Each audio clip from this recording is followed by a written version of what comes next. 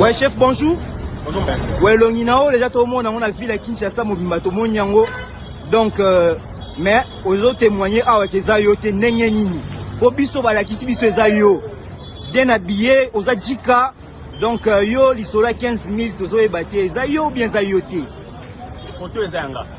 Mais la vidéo ezanga. Comment ça? Bata la vidéo on a bien au moins que on a za pembe za choko. Maboko na imisi tout monde là. Et donc quelqu'un a fait une sale blague à une photo dans la publié na Facebook à l'audio. Ngandi na cette vidéo. Mais batata la vidéo ngapela ba ile ngapela na moni yango. Batata la vidéo on a que je n'ai rien à voir avec cette histoire. Si on a na yediete ayedi ngati tout monde na té. Naouti Bakongo n'a commis avant-hier. Donc, je ne crois pas que c'était à Kinshasa. Je n'ai absolument rien à voir avec cette histoire. En tout cas, c'est relié l'image de Nangana Vikambouana.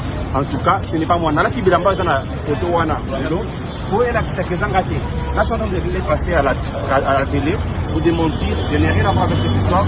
Probité morale, moralité, même si c'était moi qui avais couché avec la fille, je ne peux pas dire ça, c'est pas de mon niveau et c'est pas en mangeur en tout cas. Tu as fait à 15 aussi pour la personne. Les gens là qui ont pu faire ce genre de. C'est quelqu'un qui m'a fait une sale blague sur Facebook. Je me réserve le droit de suivre toutes ces personnes en justice. Je n'ai rien à voir avec cette histoire. Voilà. Merci beaucoup. Kinshasa Makambu, donc ça a été. Votre déranger, monsieur, ça a été. Donc, votre déranger, ça a été. Bana Banel, tout ça l'a été. Votre belle, sa réputation a dit ça. Donc, ouais. Donc, très bien habillé, donc ça va bien dans son comportement. Donc, ça a été. Donc, on respecte les femmes, pour que ça ait le point. Merci beaucoup.